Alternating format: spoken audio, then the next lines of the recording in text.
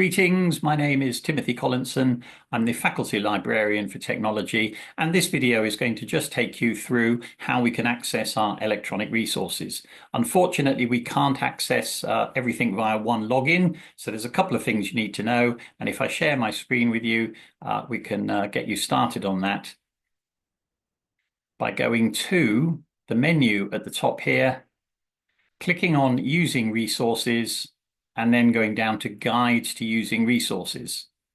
So, unfortunately, there's three ways that you'll need to know about in order to get into all of our resources. And if we click on Accessing Electronic Resources at the top of this page on Guides to Using Resources, you'll see that all three ways are listed here. So the first possibility is that the database needs to be used on campus, which is really tedious, of course, if you're not on campus. So you can use a VPN or a virtual private network in order to browse the internet as though you're on campus. And that does let you into those databases, and it also reduces some of the need to log in to other databases, which can be useful. So for instructions on how to set that up for your particular device, click on the link there to the VPN page. It's not too hard to do. And once you've got that set up, you can then log into the VPN and browse the internet as though you were sitting at the University of Portsmouth, perhaps in the library on one of the PCs or elsewhere on campus. The second possibility is this logging in via authentication, and that's simply your university login and password. So if you go from library links, you'll tend to go to this page directly. If you go to the database directly, then you may need to hunt around for the login that says something like institution, institutional login, shibboleth, or academic sign in, or something like that.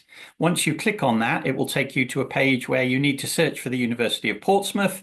I type PORTS, and that usually finds it, or it'll give you two or three to choose from.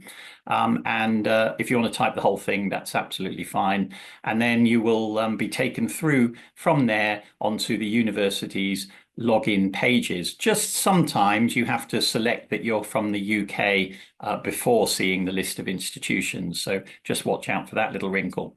Once you're on the university login page, it's just your university login and password that will then let you into those databases. And that, to be honest, is the majority, certainly, of our bigger databases. So hopefully that will stand you in good stead. And between that and the VPN, it may be all you need. But there are some resources, particularly in technology, particularly in civil engineering, and some other subject areas as well, which need a password, separate username and password to be able to get into the database. And if you click on the Passwords for Resources page here, you can find out the details of how to do that and what details you need. You get the login, the password, and any other information you need. And you can see here, if you get to this page, then you need to click on the off-campus passwords page.